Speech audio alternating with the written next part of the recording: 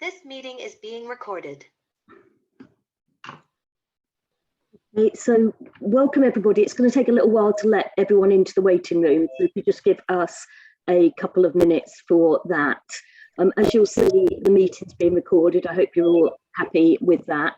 I've got a few advanced questions that people have sent in, but once we've put those to the President, then people are welcome to put their hands up if we've got time. We've got to get through quite a lot in an hour, but hopefully we'll have a good discussion. And I think we've got everyone from the waiting room in. I'm sure there'll be people that will be joining us a little bit late, but I think we've got we still now got another few come in. I think we will try and start though, just in the interests of running to time. So welcome everybody. As some of you will be new to the All Party Group on Small Island Developing States, but I basically set it up because I wanted to make sure that there was a voice in the UK Parliament for the SIDS, particularly in terms of our presidency of COP and with other concerns around the vulnerability, so about climate change, about biodiversity loss, about things like natural disasters, and the group. There are individual country groups for quite a few of the island states separately, but this group is very much focused on that sort of agenda. I'm really pleased that the COP President, Alok Sharma, I know is incredibly busy.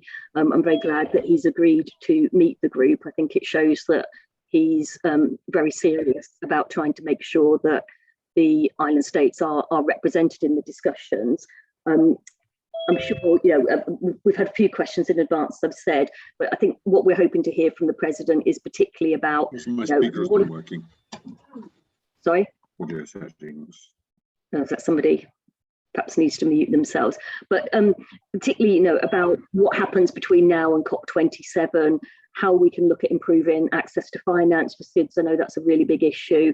Debt relief, the other side of the coin, is also an issue, and not all the SIDS have access to those mechanisms. The CBD, the biodiversity conference that's coming up, is also very keen to hear about that. But without further ado, I'll hand over to you, Alok, and again, thank you very much for joining us.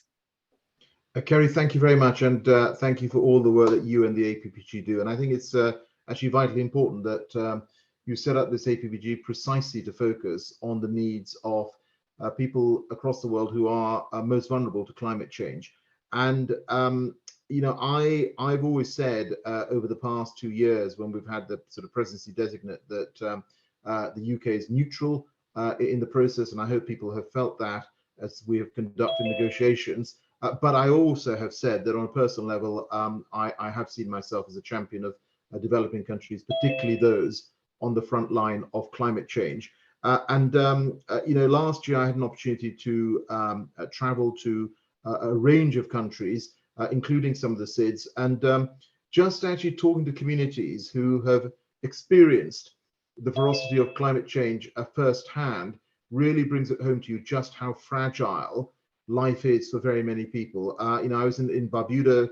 I think there'll be colleagues who are on this call who will have been in Barbuda and seen the aftermath of Hurricane Irma. I happened to be there 4 years after it struck in 2017, and yet, whilst there's been some rebuilding, a lot of the buildings were still abandoned, roofs blown off, and you sensed standing there in the middle of the island that a hurricane had almost sort of come in a few weeks earlier. And I had an opportunity to speak to those in the local community who were still there. Obviously, some people through forced migration had to leave. What they said to me was that their huge concern is that the hurricanes, the weather events that they're facing are becoming more frequent and more ferocious. And that means that they become more vulnerable. And their big ask was, this was a message that had to be delivered to the biggest emitters. And that's why we had such a big focus on the G20 as well. And we will continue to do during the presidency year in terms of the commitments that they made. I mean, as an aside, I think it's worth pointing out, and sort of colleagues here know it, but I mean, climate change is really a threat multiplier. If you look at the security risks from a changing climate as a result of water scarcity, as a result of the lack of food availability, as a result of forced migration. There are a whole range of issues that are out there. And I was at the Munich Security Conference this weekend, and these were some of the issues that were being discussed. In terms of how have we ensured that there was representation of the small island developing states at COP26? Well, we ensured that there was a platform, obviously, throughout that 2-week period, but also at the World Leaders Summit. You heard Mia Mottley speak. I think she's an incredibly powerful speaker, incredibly powerful individual in terms of the way she, in a very calm way, puts forward precisely what is going on in that part of the world. And in my view, I think she did one of the best speeches at the World Leaders Summit, and she summarized it by saying that 2 degrees for people in Barbados was going to be a death sentence. And I think it is literally as bad as that. We also had youth activists like Brianna Fruin from Samoa, who also spoke incredibly eloquently. And I think there was a platform during that 2-week period. In addition to that, and I think this was very important for us, we wanted to make sure that we supported delegates from the SIDS with accommodation, with vaccinations, with office space. We worked with New Zealand and Australia and the US in helping to make sure that delegates from the SIDS were able to make the journey to Glasgow. And it was quite difficult for very many of them, very, very long journeys that were involved. And I'm grateful that they made the time to come. And at the end of all of this, we managed to get, I think, about 11 Pacific leaders and 150 delegates from the Pacific. And in terms of SIDS, of the 120 world leaders who came to Glasgow, a fifth of them were from small island developing states. So I think there was representation there. And indeed, for those who were not able to attend, Zach Goldsmith and I held a virtual event during Glasgow, and it was hosted by the Prime Minister of Samoa. During the past 2 years, and certainly very much in the last year when I went full time into this role, we had a really good dialogue with the SIDS, and I think they were actually a very powerful voice in the lead up to COP itself. And I think they have a particular moral standing, right? I mean, they are many of these countries, these states are doing absolutely everything they can to cut their own emissions, which of course are very, very low anyway. But despite all of that, they still find themselves at the front line of climate change. And so we worked with AOSIS. I had very many discussions with colleagues in AOSIS. We ensured that through the High Ambition Coalition as well, these voices came through. And at the end of this whole process of COP26, I do think actually what we came up with in the Glasgow Climate Pact was historic. And I think people certainly said it to me at the time in Glasgow, and over the last 100 days since COP26, all the conversations that I've had with ministers around the world certainly suggest to me that they see the pact that we got over the line collectively. It wasn't just the UK. This was every country playing its part. What we managed to get over the line collectively was indeed historic. And as I said last weekend when I was in Munich, I took part in a round table on climate security with John Kerry and Annalena Baerbock and Sama Shukri and Patricia Espinosa. And John Kerry said that, as far as he was concerned, COP26 was perhaps the best COP. He said it did more than Paris. It really gave life to Paris. And I think most importantly, the outcomes of COP26 also gave hope. And I think that in this discussion and dialogue is so important. And people did feel that we have managed to keep the 1.5 degree limit alive. But as I said at the time, and I have repeated since, the pulse remains weak. And so we need to make sure that during this year, we get countries to deliver on the commitments that they made. So if I just run through, where are the key areas that we want to be focusing this year? So first, of course, is on the ratchet. So for the first time ever, we had countries agreeing to come back within a year to look at their latest NDC. So, countries have committed, if necessary, to come back on their 2030 NDC by the end of 2022. We are pushing on that, and there are different countries in different buckets. There are those that made ambitious commitments on NDCs which have not yet been reported into the UNFCCC. There are those that have committed to make new commitments in terms of the NDCs. There are those who set out new policy areas which are more ambitious, for instance, on energy transition or afforestation. Those we want to see included in the detail of their NDCs going forward. And then, of course, there are some countries which, frankly, just need to do more. And so we are working with partners. We will work through the G7 and the G20 and UNGA and this year, of course, CHOGM, to make sure that we amplify those messages. And there's this green thread of climate action running through each of these international leader level events that takes place. In terms of finance, of course, we set out the delivery plan on the 100 billion ahead of COP26. We got commitments on the doubling of adaptation finance by 2025. We had the highest ever mobilization of the adaptation fund and the LDC fund. And of course, in terms of access to finance, which is vitally important, we have set up a task force together with Fiji, and there are 5 pilot projects in different countries that we're trying out so that we can make sure that, you know, it's one thing to talk about the billions and trillions, the other is to make sure money is actually getting through on the ground. And then on the issue of adaptation, work has started on the global goal, the Glasgow to Sharm el-Sheikh work program, and of course the dialogue on loss and damage. And last night, as part of our continuing engagement with SIDS, I joined a dialogue with Pacific leaders, which was hosted by the UK presidency. And we've got our regional ambassadors traveling right now through the Pacific and Caribbean. So for me, this next year is all about delivery. And as we did last year, we want to work with like-minded partners and countries and work with the negotiating groups as well to make sure that by the time we get to Sharm el-Sheikh, we're able to say with some confidence that what was agreed on at COP26 is starting to deliver. Kerry, with that, I will pass back to you.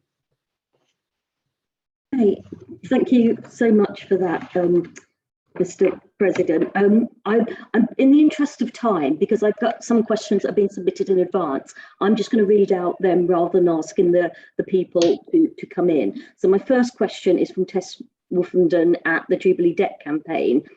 As sort of mentioned at the start, many SIDS are facing unsustainable debt levels, and that obviously will have an impact on their ability to put in place climate change adaptation and mitigation measures. Her view is that debt was rather sidelined at COP, and issues that affect that, like providing climate finance as loans, remain unresolved. So basically, you know, in terms of the G20, what are we doing in terms of trying to ramp up action on debt relief for countries to make sure that SIDS have access to the schemes that are out there? And how will debt be addressed in the run up to COP27? I'm sure you get the general point that it's not absolutely one hand and taken away with the other. Yeah, and it's an absolutely vital point. I mean, obviously the issues around debt is not part of the UNFC negotiating mandates that we had going into COP26, but nevertheless, I do recognize this problem. And I also recognize this problem from when I was DFID Secretary of State, where I would have conversations with actually, you know, middle income countries, some of the small island developing states, which would suddenly be hit by a hurricane, and you know, devastation ensues. And because they had graduated, they were not eligible for ODA as well. And you know, I think this is one of the biggest concerns that many of these states have, particularly now being exacerbated by having to spend you know, a lot of money, like every other country, working their way through COVID. So obviously, in addition to ensuring that we're pushing on the delivery of the 100 billion and sort of playing our part through the doubling of international climate finance, the other thing that I have certainly been pushing on is the issue of SDRs. And you will have seen the very good work that Kristalina Georgieva and her team at the IMF have done on this particular issue.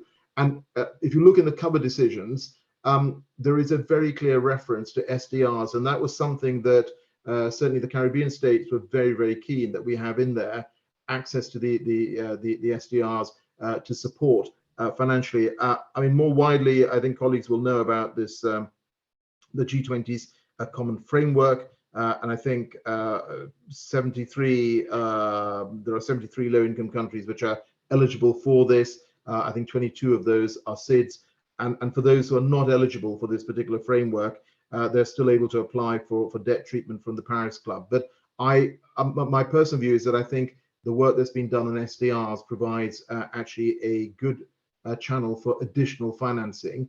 But again, this is a personal view, which is that I think looking at ODA eligibility is probably something that should be happening once again through the OECD.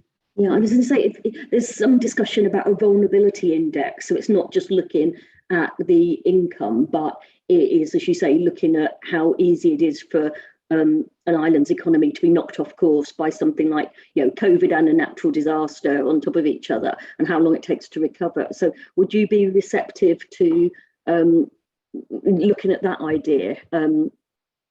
Well, so I'm sort of, as I said, whether that is something that we, through our sort of role as presidency, can advance is one thing. But I'm sort of very happy to have you know, a discussion around this. I know, for instance, that this is something that the Prince of Wales, in the work that he has done, has talked about as well. I mean, look, I mean, my view is we should look at you know, all the possibilities. There will be some that, for all sorts of reasons, as colleagues know, are not going to be possible to get over the line. But that doesn't stop us in looking at them and as appropriate making representation. So I'm very happy to have a sort of further chat around that issue. Okay, thank you. The next question, or a couple of questions from Blondell Clough, who's the CEO of the West India Committee and Anguilla's representative in London.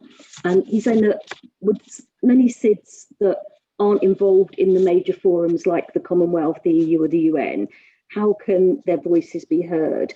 And he does say that Anguilla was denied entry into COP despite representing all 14 British overseas territories. I don't know if you wanted to comment on that. But then he's also asking about UK trade missions to SIDS to promote British innovation in areas such as renewable energy and desalinization. I think actually we've got one of the UK's trade envoys, haven't we? Darren Henry, MP. I think you're a trade envoy to the Caribbean, is it? Or parts of the Caribbean? Yes, I am. Thank you. The 12 Commonwealth countries of the Caribbean. Yeah, so we do have a trade envoy on the call, but yeah, Alok, I don't know if you wanted to comment on those points. Yes, I mean, I think firstly on the issue of trade envoys, and I mean, exactly you said, sort of Darren is there. I think Darren, you visited Barbados at the end of last year, and I think you've also been. I mean, I don't know whether this might be a point at which Darren wants to say a little bit about the work that he's been doing with the Caribbean Council, for instance, as well. But I think that was first issue, and that's. I'm sorry, I missed the first point. What was the first point that was raised?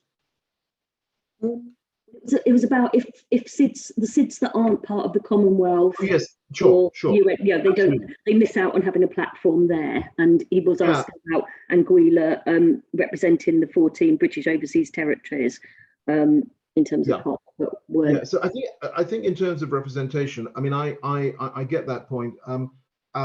However, certainly what I found during the last couple of years is that you know, the voices of SIDS do actually come through very clearly as part of the AOSIS grouping, and in fact there is an opportunity for those voices also to be heard at the UN General Assembly itself. And you know, we have organised during last year, for instance, we in March 2021 organised a workshop on access to finance, and there was representation. So I think what will be very important going forward is that those sort of mechanisms still exist. As I said, you know, yesterday evening we hosted a big event in the Pacific as well, and our ambassador, climate ambassador, was actually out there physically ensuring that we were listening to voices. So we will continue to do that. But I think there's actually, it's worth also sort of perhaps having a discussion with the future COP presidencies. We of course now in a sort of unusual position in the sense that we know obviously Egypt has COP27, but we also know that UAE has COP28. And I think certainly one of the things that I have wanted to do was to ensure that we have this sort of green thread that runs some of those sort of common themes that run across each of these COPs. And I think it's worth, I mean, we've got representation from the SIDS, I think, on this call, and I think it's worth a conversation with the COP presidency designate, our colleagues in Egypt, about this particular issue as well. Yeah, no, that's good to hear. The next question is Dan Grench, who's Director of Global OTEC. It's specifically about some work his company's doing on an ocean energy project in the Pacific under the Samoa Pathway. And he says that I understand there's no support from FCDO for SIDS-specific projects currently. Do you think the FCDO should have a SIDS-focused programme which enables us to demonstrate world-changing UK technology and how you could help? So I think, again, that's a bit on the lines of the sort of trade missions. But, the second question from him is about the Ayrton Fund and ODA money going into R&D and demonstration into clean energy technology. And again, he's asking whether that's been scrapped as part of the ODA budget cuts, and if not, when will we find out more? I appreciate that's not quite your brief, but I don't know if you'd be able to comment on that, whether that is still available. Absolutely. So, I mean, as you said, that's not my area of responsibility. That's obviously sits with the Foreign and Development Office.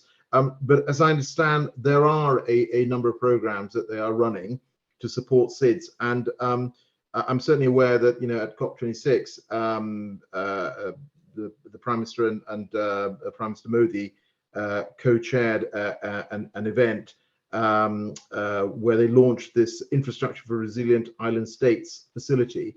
I mean, the reason I'm aware of this is because during the last years, this is part of the discussion when I was in India on a couple of visits. And this is actually a joint initiative between the CDRI and SIDS itself. The UK itself has contributed, I think, around £10 million to this fund. And the aim of the fund is to provide targeted assistance as well. So, I mean, we're very happy to send more details on this and any other programs that I think are relevant from the FCDO, particularly directed at SIDS. I think on the issue of the Ayrton Fund, again, I mean, this was launched. This was actually during the time that I was Deputy Secretary of State, and the Prime Minister launched this at the UN Climate Action Summit in New York in 2019, and the fund is available. It is up and running. It forms part of the UK's doubling of international climate finance to 11.6 billion over the next 5 years. And it runs obviously from April last year for a 5-year period. And to give you an example of where some of this funding has been going, at COP26, there was an announcement on a scale up of around £125 million of the Transforming Energy Access Programme, which is, again, one of the key delivery platforms for the Ayrton Fund. So again, very happy to share some more of this information through you, Kerry, so people actually have it.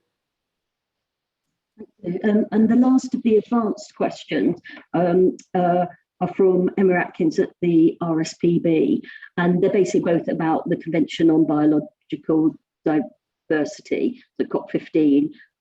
How will we ensure that progress made and lessons that are learned from COP26 will feed into to that conference as well, and also particularly how you're working with the Chinese presidency ahead of that event, particularly on issues relating to SIDS. And she also points out that protecting and restoring biodiversity is crucial to adaptation efforts in SIDS, as we know, whether it's the sort of mangroves or the reefs or the deforestation and so on. Yeah. So, I mean, I think the first thing I'd say is that, I hope colleagues felt that there was whilst of course COP26 was the focus of that is climate action. I hope colleagues felt that there was actually quite a lot of stuff on nature as well.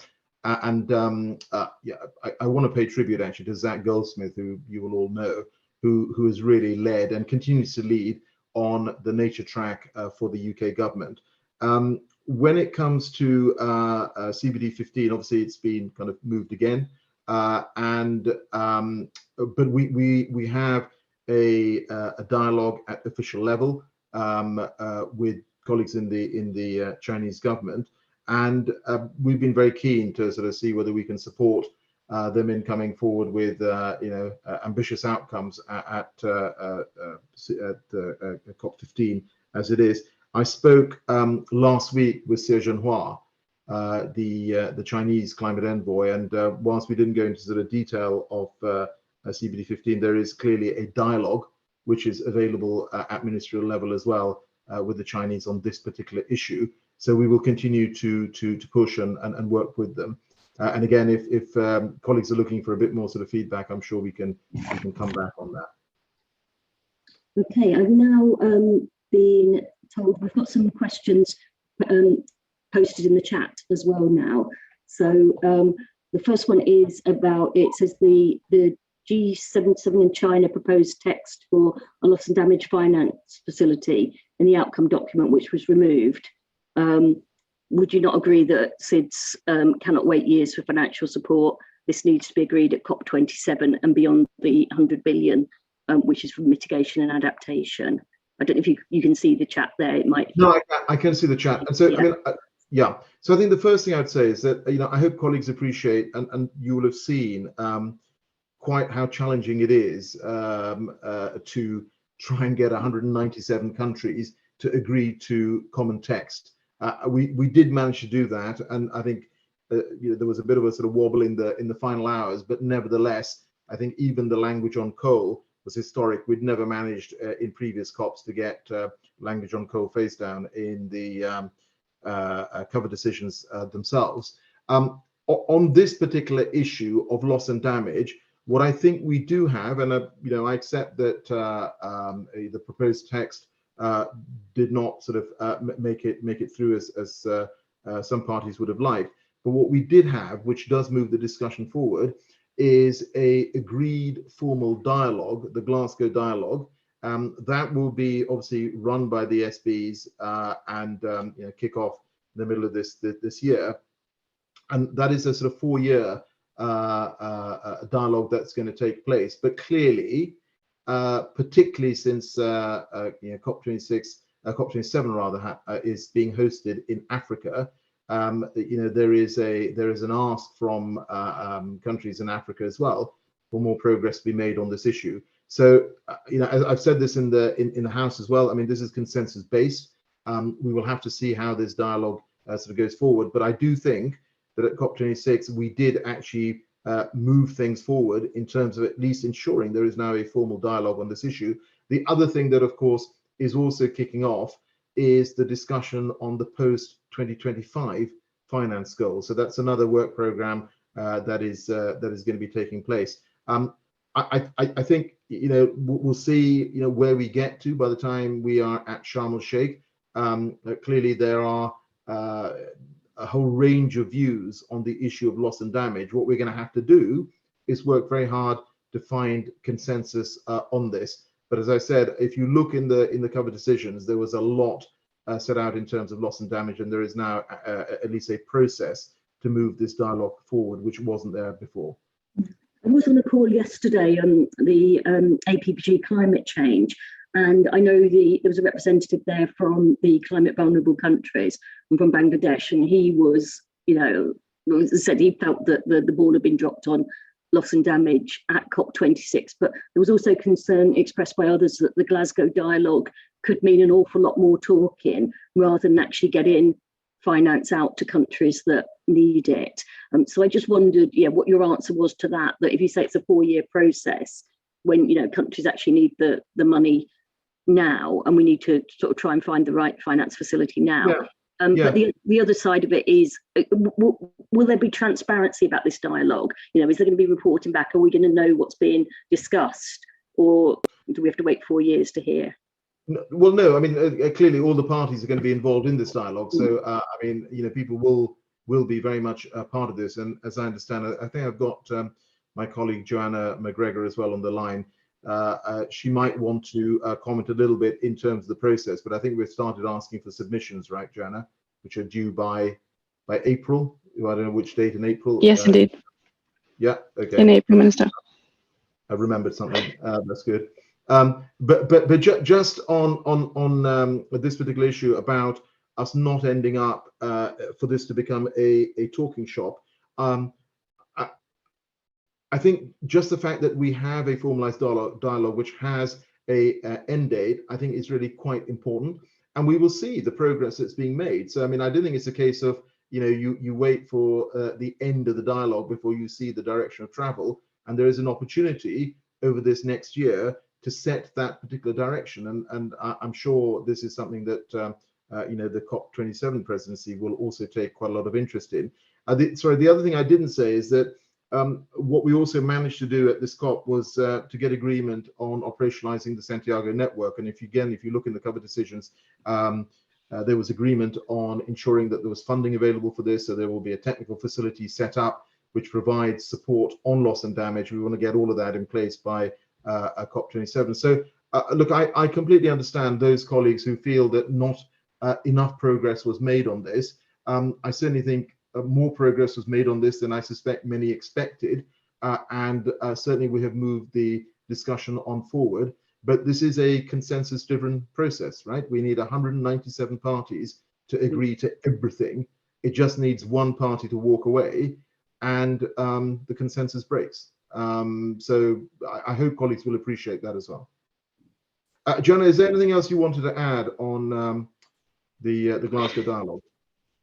Thank you, Minister. I was just going to highlight that in terms of the work that we're doing from the perspective of the presidency, and sorry, Excellencies on the call, I should have introduced myself. I'm Joanna McGregor. I work on the vulnerable countries, in particular in the COP unit, and have previously been with the governments of the Marshall Islands and Fiji, so a strong SIDS background. We will be looking at what we can be doing with colleagues on what else needs to be done on impacts throughout our COP presidency year. Much of the work that we did under the Climate and Development Ministerial process last year will be rolled on this year in terms of how do we take practical action on responding to impacts and bringing together various sectors such as the humanitarian sector, the disaster risk reduction sectors, and colleagues there to work out what it is that we can be doing further to the dialogues and obviously the operationalizing of the Santiago network that will be done this year. Thanks. Okay, thank you for that. I see we've got another question from Emma from the RSPB in the chat, but I wanted to bring in somebody actually from one of the SIDS first. So we've got Kevin Isaac, I think it is, from St Kitts and Nevis, who says, to what extent has COP helped to open access for new climate change resources, and is there a mechanism to measure this? I don't know if you wanted to elaborate a little bit on that, Kevin, as to what you would be particularly looking to see. If you can unmute. Yes. Okay, cool. Yes. I just would like to get a sense as to what progress have we made in a few months in terms of allowing for small island states to have better access to the resources.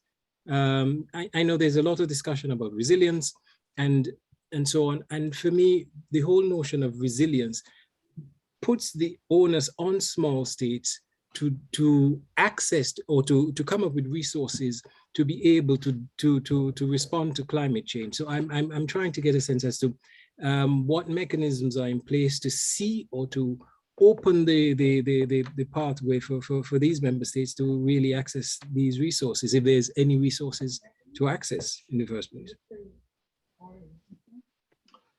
Yes. So, well, I mean, of course, there are a range of resources to access. There is the ODA funding that is provided depending on if countries are eligible. You've got the adaptation fund where we've had a significant uplift actually. the LDC fund, I talked about the fact that there are 5 pilot projects on the access to finance task force, which are up and running. And I think Joanna will correct me if I'm wrong, but I think there's £100 million that has also been put forward from the UK as part of that task force work, which will be deployed over the next few years.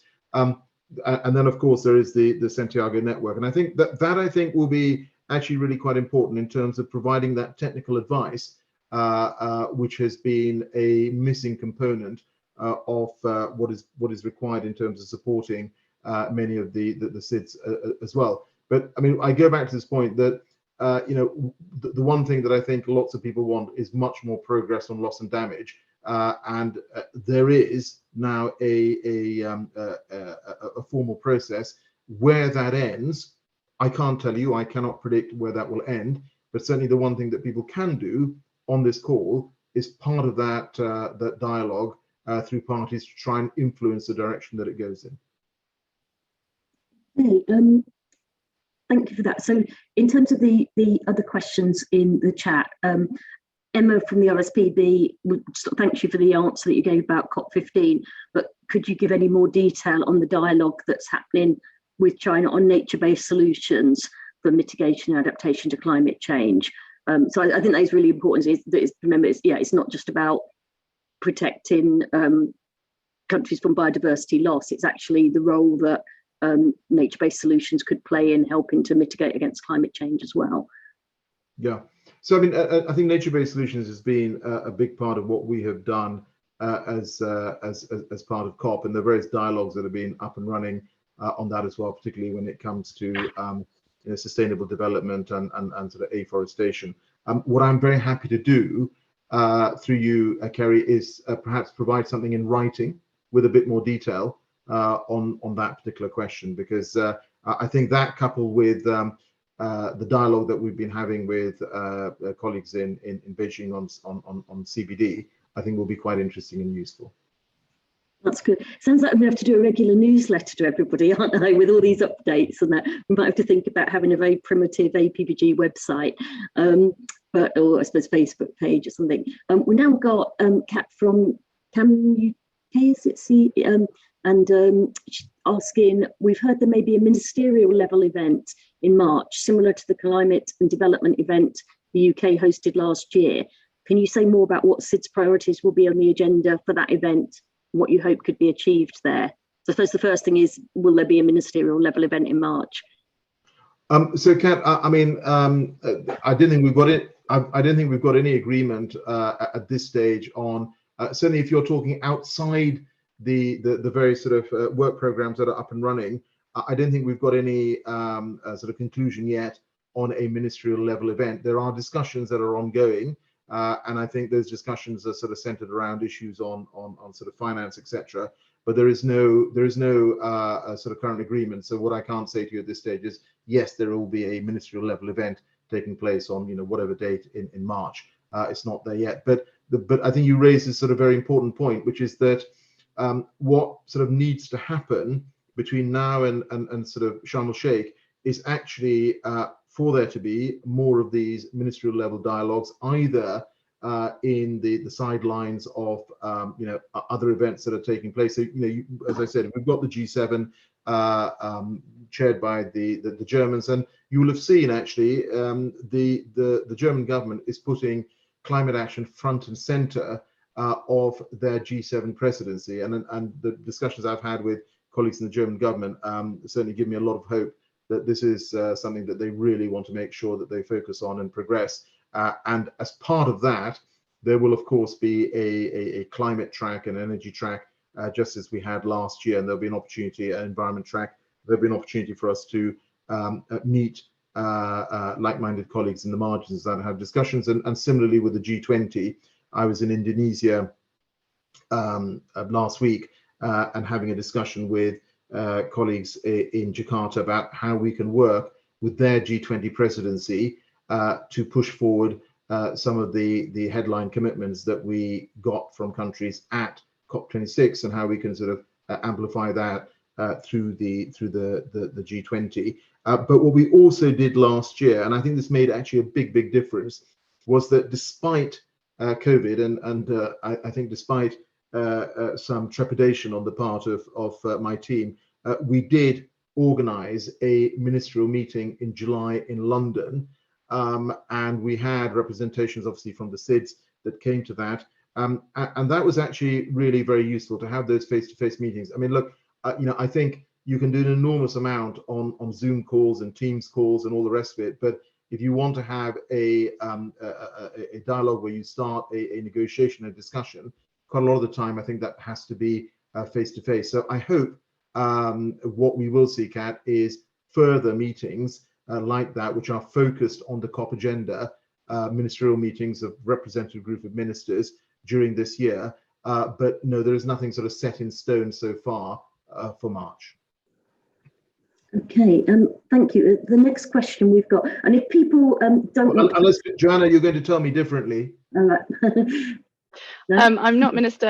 I wouldn't dare. But the work streams from the Climate and Development Ministerial are definitely being taken forward this year, and we are looking at the options around how we bring together those convening actors, particularly around some of the issues where initiatives were launched, such as the Access to Finance Task Force that you mentioned, Minister, and where we will see hopefully some development around the principles and recommendations, getting our donor friends and other multilaterals on board with those so that we can really make concrete progress on issues like access to finance this year.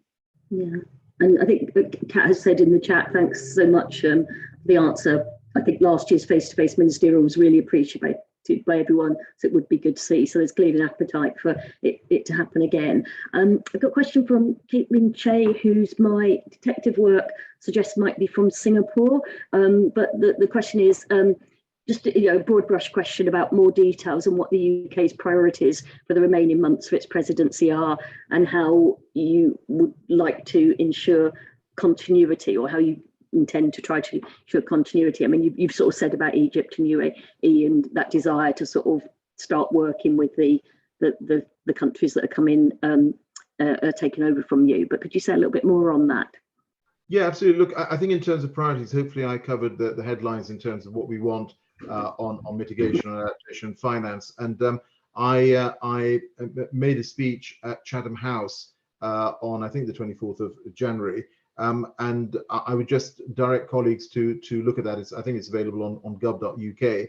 And in that, I set out very clearly our priorities, not just the priorities in terms of the involvement of countries as part of this process and pushing forward the UNFCCC mandates, but also what we want to try and do with the non-state actors as well. You will have seen that COP26, I think COP26 was actually one of the first COPs where there was significant representation from non-state actors, particularly the private sector, and there's a whole range of commitments that were made there, including from the finance sector, where $130 trillion of assets was committed to go to net zero. One of the things that we want to do as part of getting more finance flowing is actually to ensure that some more of that private sector money makes its way through. I also talked about, from a sort of finance perspective, the fact that at COP26 we set out a energy transition deal for South Africa, $8.5 billion. We now need to make sure that money starts to flow, but that's a range of developed countries plus some of the multilateral banks as well, providing funding to support that transition from coal to clean energy. And I think one of the things that I know the international community, the developed countries, are thinking about is that, are there any other sort of emitters where there may be sort of something similar that we can do. And then in the issue of how we work together, we actually have at official level a weekly dialogue with our colleagues in Egypt. So we are working hand in glove, also together with the UNFCCC. I think one of the things that Egypt, I know, will want to do soon is to set out their own thematic priorities for COP27. So we obviously for COP26, pretty early on set out our headline ambition was to keep 1.5 alive, and then we set out 4 key requirements about how we think that could be delivered.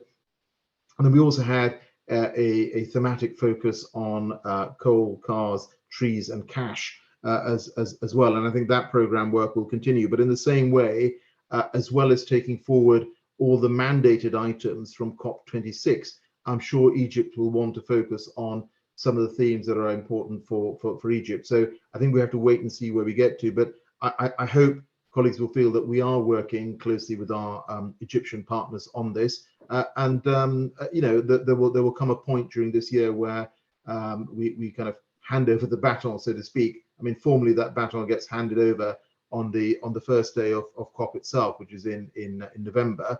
But I hope as Egypt gets sort of up and running, and they actually have a very talented set of negotiators. But once they get up and running, I hope we will continue to over time ensure that Egypt is seen very much in the lead going into Sharm el-Sheikh. Great, thanks. The next question, Nazar Ahmed, I think probably stems from yesterday's APPG on climate change discussion. Hold on, Is that right, sorry? I don't know what, I'm not quite sure that someone's trying to get in on this question or not, but it's basically the question says one of the 4 goals of the UK's presidency was to develop a clear proposal and funding for the Santiago network by COP27. I know you already sort of touched on that, but could you tell us a little bit more about what that would look like? Yes. So again, I think we are in the process of looking for proposals from parties. I think, again, Joanna will correct me if I'm wrong, but if memory serves me, I think there is a deadline in March, right? The 30th of March, where we're looking for submissions from parties on the operationalization of the Santiago network. Yes, Minister, and then we are holding a number of workshops throughout the year in order to get more details on how this should be done. But I mean, the key issue is that by the time we get to COP27, I hope what we will have is a consensus on this. We will have agreed precisely how the Santiago network will work, and more importantly, we will also ensure that there is funding available to actually run the network itself. At COP26 itself, there were a number of countries that sort of volunteered to put some funding in, and we just need to make sure that that now comes through during this year. That's good. I don't have any more questions actually posted in the chat. Does anyone else on the call have a question for the President? I'm particularly keen if representatives from the SIDS themselves wanted to come in. I don't think I could see you raising your hand unless you actually have a picture on screen though, so you would need to put your camera on.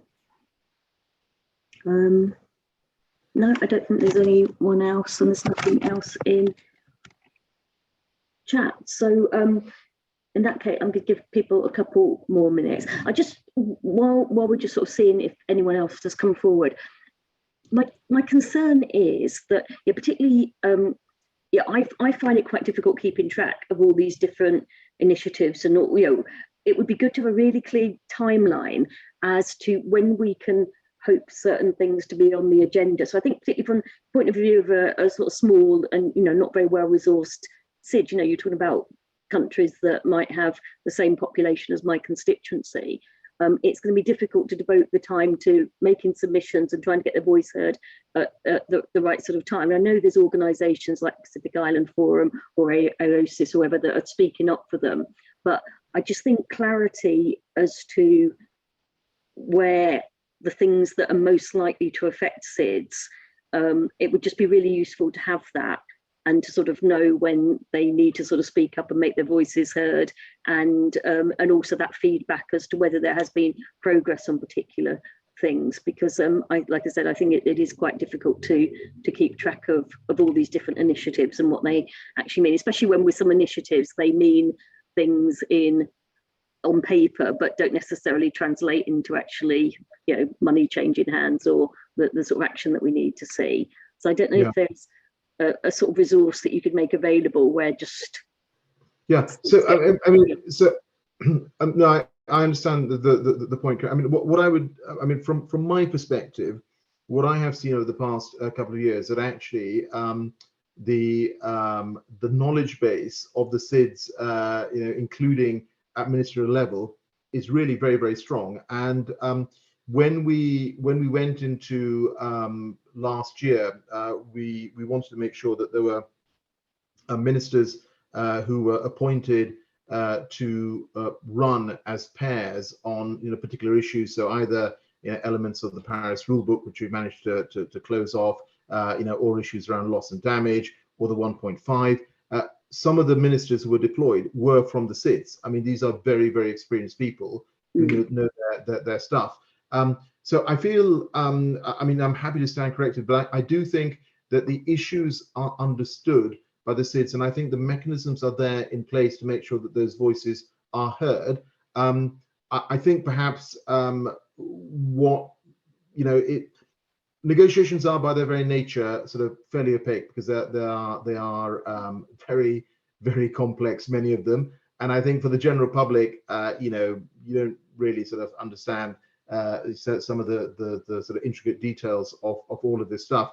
I mean, perhaps we ought to think about how through sort of forums like this APPG, we sort of come back to you more regularly and sort of provide some kind of sort of update on what is going on particular work programs. But I think on the issues which have been particularly discussed on this call, on loss and damage, and around that and the global goal and adaptation, there is a mechanism now where SIDS, along with others, are able to feed in their thoughts and proposals. So perhaps, I mean, I don't know whether a good time to do another briefing is after the next set of SB meetings. I don't know, Joanna, what is your view? What do you think? Thank you, Minister. I mean, I just wanted to come and say from the UK side, we definitely have a lot of engagement, support provided for SIDS negotiators as well. The CASA program, for example, is something that's been running for a number of years and provides support for SIDS negotiators as they are stretched across many more agenda items than colleagues in developed countries. But in terms of the transparency and the kind of predictability of our strategy and the engagement, I do think it's right, Minister, that we can come back to this forum. It would make sense after the June SB sessions, where we will be back in the negotiating rooms with our colleagues from the SIDS in Bonn. We have a SIDS strategy, and on top of that, a vulnerable country strategy. So it is something that is in the forefront of our minds in terms of what work streams the COP unit is working to deliver this year. And in order to do that in a way which does deliver for SIDS, we are keeping our engagement high at ministerial level, as well as with our working level counterparts that we speak to on a weekly basis. I think certainly in the sort of conversation I had in advance of COP, the countries that I did manage to speak to were very much on the ball in terms of what they wanted to see from the negotiations, and had kept up to date with that. But they're just aware that there are some things like, say the G7, G20, or there's some discussions that wouldn't involve SIDS, and it's how we can sort of make sure that they, and maybe it's about making sure UK parliamentarians know, maybe it's just me that's sort of gets a little bit confused by where we are on all of it. But I think particularly like when it comes to things like, say, debt relief or which is going to be a G7 issue, it would be good to be able to sort of know that the SIDS were being talked about as part of that, because obviously they wouldn't be represented at the table, but it sounds quite positive what you're saying, and I think you'd be very welcome to come back after the meetings in June. I think that would be good. And then also we have had Zach a previous meeting, but I think to sort of get him to talk about he's kind of leading on the CBD side of things, I think, for the government, isn't he? Yeah. So, okay, well, unless people have got any other burning questions, is there, again, someone said, excellent to keep those of us specifically are formed where we represent SIDS in the UK as honorary consuls, and the absence of any other accredited diplomats. That's a good point, actually. Yeah, so not everybody will be working through an embassy or high commission here. There'll be some from honorary consuls, and I think you're from, is it San Tome? Just making sure that those people are in the loop as well. Do you have a list of who the honorary consuls are for all such countries? Would the FCDO keep track of that? So is that directed at me, Kerry? Yeah. I don't have a sort of readily available list, but I'd be surprised if somebody in the government system doesn't have it. Yeah. I would naturally expect the FCDO to have that. Yes. Yeah, I mean, it'd be good to make sure they're in the loop as well. Okay, well, what I say is thank you everybody for coming. Do keep in touch, and if there's any specific concerns you'd like to feed through to my office, either as a result of this, or as I said, President has told us. There's a monthly updated London diplomatic list, so I'll have to check that out. But yeah, do keep in touch, and we'll try and keep you informed through whatever channels I can, and spread the word if there are other SIDS representatives that aren't on this call. I think there's a lot of different SIDS representatives. They're just being very quiet. But if there are other people you know that would be interested in attending meetings of the group, if you can let me know so that I can add them to the mailing list. But thank you all for coming along, and thank you particularly to Alok Sharma, the COP president, for sparing an hour of his time to be with us. Thank you. Thank you. Bye. Yeah. Thank you. Bye. Bye.